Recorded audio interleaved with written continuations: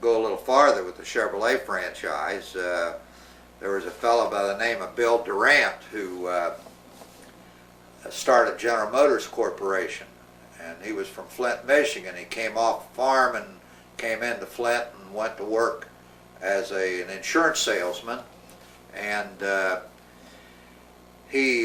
was a buggy manufacturer in Flint, and he went to him and asked, how many buggies can you build a year? And the man said around 1,800, and he said, I'll buy them all.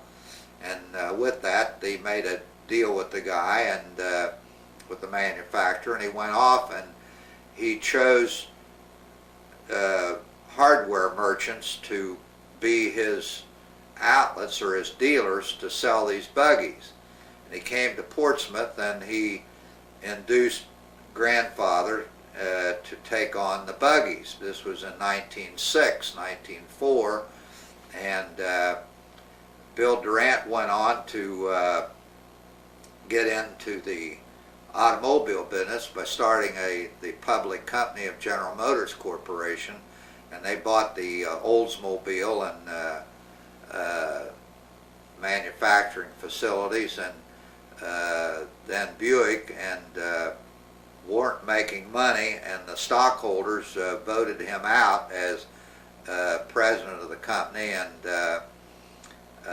he left and went and started building a car and wanted to race that car because Oldsmobile had gotten their notoriety and their imagery by racing on dirt tracks. Of course, the cars would only do about 30 miles an hour, but that was fast compared with the horse and buggy.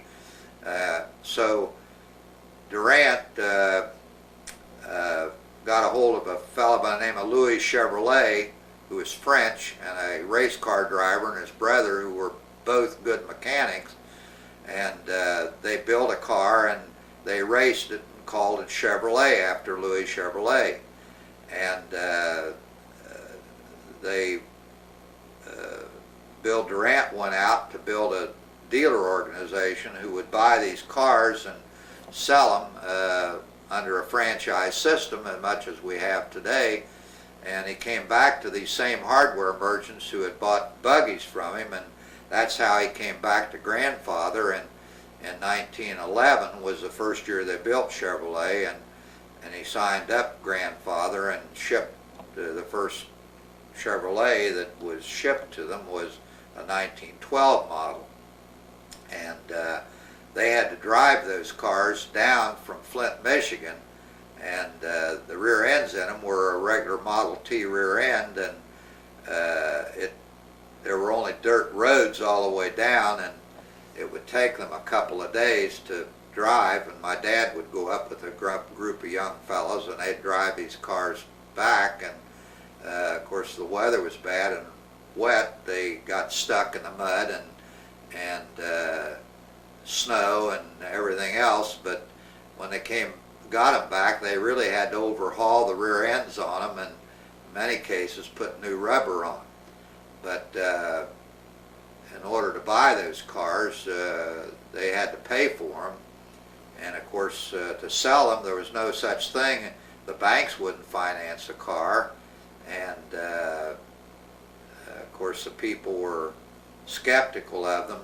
These are stories that my father told me, that of course they ended up trading people out of horses and buggies as trade-ins on automobiles, on Chevrolets, and of course they became what you call a horse trader.